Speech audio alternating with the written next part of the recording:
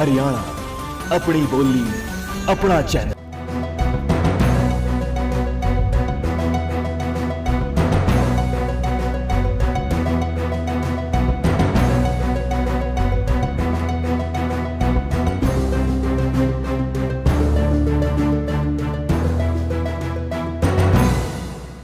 आप यहाँ कैंडिडेट की बात है कि नवीन जिंदल जी ने यहाँ पे क्या विकास कराया। नवीन जिंदल जी ने यहाँ क्या विकास कराया, आप सर्वे कीजिए। उनके द्वारा स्थापित किसी पत्थर पे तो नाम लिखा होगा जो उन्होंने करवाया होगा कोई काम, उनका नाम कहीं तो होगा। सारा सर्वे कर लीजिए, एक पत्थर बाजे जो मैंने पकड़ लिया। दूसरी बात हम पब्लिक से बात करते हैं। हम पब्लिक मेरे साथ मौजूद है, उनसे बात करेंगे। जी आप बताइए, आपका नाम? हाँ जी, आपका नाम सुन रहे? हाँ जी, मेरा नाम है कैप्टन मनीराम। एक मिनट अभय साहब प्लीज, अभय साहब एक मिनट प्लीज। हाँ जी, सुना भाई, मेरा नाम है कैप्टन मनीराम। जो इंसान भगवान को नहीं मानता, इस जगह पे सूअर बैठते हैं, सूअर।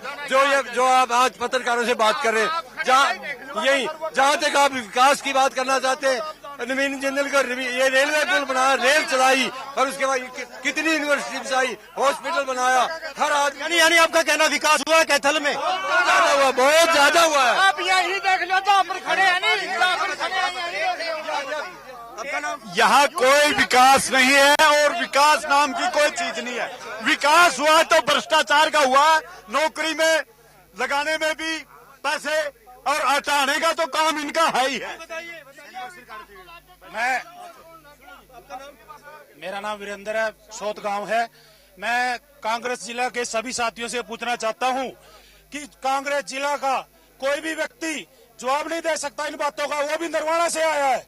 कैथल की कांग्रेस का जो प्रतिनिधि कर रहा है वो भी नरवाना का है। कैथल के किसी कार्यकर्ता में हिम्मत नहीं है जो इन बातों का जवाब दे सके। बिल्कुल दिलबाग मोर जी से बात करेंगे। दिलबाग जी आपकी पार्टी के पास क्या कैंडिडेट नहीं है? इन्होंने ये कहा कि कैंडिडेट बाहर का है। मैं ये कहता हूं कि कुरुक्षेत्र के अंदर गुलजारी लाल नंदा था, वो बाहर का था। डीडी पुरी था, वो बाहर का था। यहाँ पर जो ना सरदार हरपाल सिंह था, वो बाहर का था। तारा सिंह था, वो बाहर का था। गुरदयाल सैनी यहाँ अकेला आदमी गुरदयाल सैनी यहाँ का था। मनोहर लाल सैनी था, वो बाहर का था। यहाँ पर ओम प्रभा जैन दिल्ली की थी। तो बताइए अब कौन सा हमारे ऊपर इल्जाम है? वो तो कहीं के भी थे। हम वो किसी को मिलते तो होंगे। इसको तो मिलने के लिए भी हेलीकॉप्टर चाहिए। हेलीकॉप्टर में इसके साथ बढ़ोगे तब इसको मिल पाओगे, नहीं मिल नहीं पाते। बिल्कुल कुछ और लोग मेरे साथ मौजूद है। आप बताइए आपका नाम? मैं कृष्ण कुमार रंगा गांव गोंग से हूं। साथियों, इन दोनों भाइयों को आपस में जो लड़ रहे हैं, दोनों भाइयों को हटाना पड़ेगा। इनको हटाने के लिए बहुजन समाज पार्टी को लाना पड़ेगा हमें। ये आपस में लड़ रहे हैं। कांग्रेस पार्टी ही विकास कर सकती है और विकास किया है। दूसरी पार्टियों के पास ना कोई नीति है, ना कोई नीयत है। ये सारे भ्रष्टाचार में जेल में पड़े हैं। लेकिन कांग्रेस के नेता तो खुद पार्टियां छोड़कर दूसरी पार्टियों में शामिल हो रहे हैं। कांग्रेस पार्टी से कोई नहीं भाग रहा। कांग्रेस पार्टी मजबूत है और सारी की सारी। धर्मवीर की बात की जाए, धर्मवीर सिंह की बात करें, रमेश कौशिक की बात करें, दूसरे नेताओं की बात करें, बताइए। बिल्कुल मगर में बात नहीं है, कोई ऐसी प्रोग्राम नहीं है। बिल्कुल अगर कोई गया अपनी उसकी बेवकूफी की वजह से। सोनिया गांधी ने और राहुल गांधी ने सारे देश को सोनिया गांधी ने और राहुल गांधी ने देश को बेच दिया है। ऐसी पार्टी को सत्ता में आने का कोई हक नहीं है। कौन प्रधानमंत्री होना चाहिए? मोदी प्रधानमंत्री बनना चाहिए जी। बच्चे की आवाज है सबकी, कोई जात नहीं पात नहीं, कोई नहीं। नरेंद्र मोदी इस देश के प्रधानमंत्री। लेकिन बीजेपी में तो खुद यहाँ पर फूट दिखाई देती है। बीजेपी नेताओं में फूट दिखाई नाम पे भी हर आदमी की सहमति है। जो साइलेंट वोटर है, घर बैठे जो वोट देगा, बीजेपी को वोट देगा। भाइयों, सबकी सुन रहा था। एक बात बताऊं, जो कांग्रेस सरकार ने कर दिया, ये जो बीच में खड़े हैं हमारे सलेटी जी खड़े हैं, इनसे पूछना चाहता हूं, कल तक तो इनके लिए कांग्रेस जीती और कांग्रेस जीती। आज का कांग्रेस सुनो, आज इनको कांग्रेस वाले क्यों अच्छे लग रहे हैं? कांग्रेस वालों को टिकट दे रहे हैं। पीछे मेरे साथ कुछ लोग मौजूद हैं, आइए आप बताइए, आप जो लोग यहाँ चिल्ला रहे हैं, ये फील्ड में जाने लायक नहीं बचे हैं। ये केवल मीडिया के सामने बोलते हैं और 85% जनता है भारत की, उन्होंने मायावती में निष्ठा व्यक्त करी है। आने वाली 16 मई को बहन कुमारी मायावती जी इस देश की प्रधानमंत्री होगी और सर्व समाज की नेता बहन कुमारी मायावती जी होगी। और मैं एक चीज बता देना चाहता हूँ, कांग्रेस के लोग वोट नहीं मांग सकते, नल्लो के लोग वोट नहीं मांग सकते और मोदी की कोई लहर नहीं है। लेकिन आपकी पार्टी यूपी में हारी थी, आप अब प्रधानमंत्री बनने का दावा करते हो। बताना चाहता हूँ, जब बीजेपी की 256 सीटें आई थी,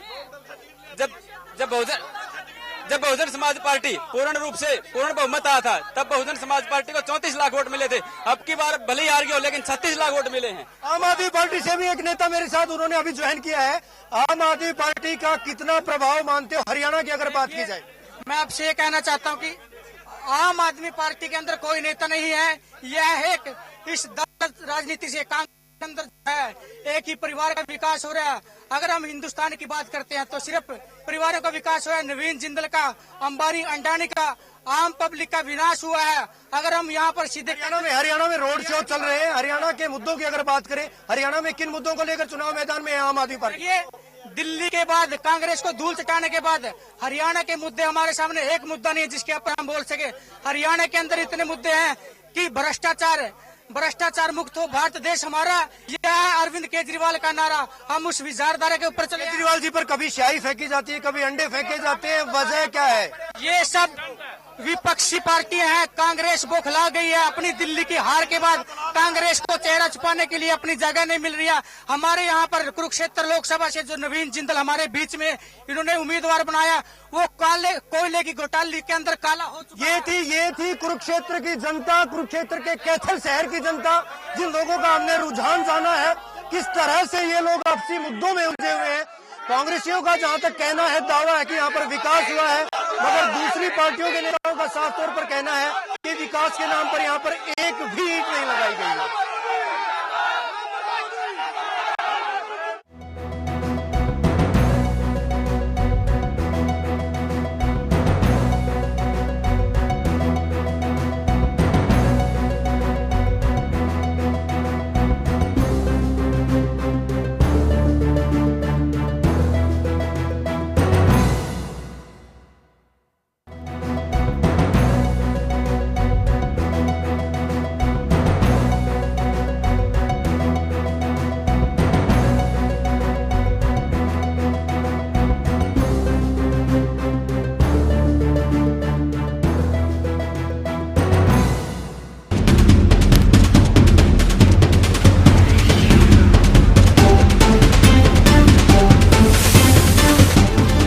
इंडिया न्यूज हरियाणा, अपनी बोली अपना चैनल।